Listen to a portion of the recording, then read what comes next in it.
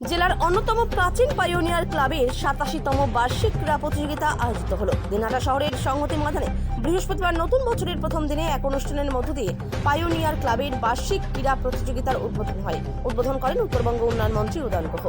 উদ্বোধনী অনুষ্ঠানে অন্যদের মধ্যে উপস্থিত ছিলেন পুরসভার চেয়ারম্যান অপর্ণা দে নন্দী, ভাইস চেয়ারম্যান সাবির শাহ চৌধুরী, কাউন্সিলরদের পার্থনাথ সরকার, নমিতা বর্মন, জাকারিয়া হোসেন, তাপস বর্মন, আয়োজক ক্লাবের সভাপতি চিকিৎসক অমল বসাক, সম্পাদক দীপঙ্কর দত্ত, মানব মজুমদার, মনতোষ চক্রবর্তী, সোহম চক্রবর্তী, অনন্ত মোহন পণ্ডিত, পারমিতা সরকার থেকে শুরু করে আরও অনেকেই।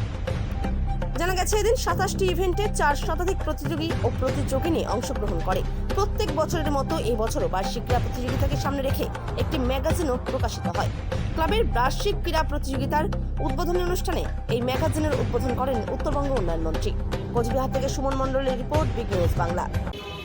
বিশিষ্ট জনেরা, তার মধ্যে অবশ্যই দিনহাটা পৌরসভার চেয়ারপারসন শ্রীমতী অপর্ণা দে নন্দী, ভাইস চেয়ারম্যান সাবির শাহ চৌধুরী আছেন অন্যান্য কাউন্সিলররা এবং বিশিষ্ট জনেরা, ক্লাব সভাপতি ডক্টর অমল বসাক সহ ক্লাবের সব সদস্যা এবং অবশ্যই যাদের কথা বলতে হয় প্রয়াত ক্রীড়া সম্পাদক সজল সাহার দুই কন্যা সহ যারা এখানে ক্রীড়ামোদীরা এবং যারা আজকের এই প্রতিযোগিতার মধ্যমণি, বিভিন্ন জায়গা থেকে আগত প্রতিযোগী এবং প্রতিযোগিনীরা, আমি সবাইকে নববর্ষের প্রীতি শুভেচ্ছা ও নমস্কার জানাই।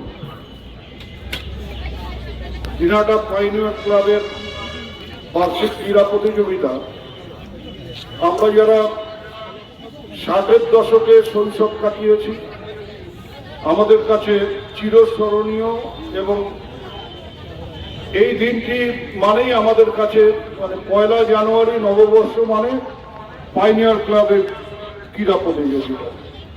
আমি ক্লাবের সদস্যদের সবাইকে ধন্যবাদ এবং অভিনন্দন জানাবো যে তারা ধারাবাহিকভাবে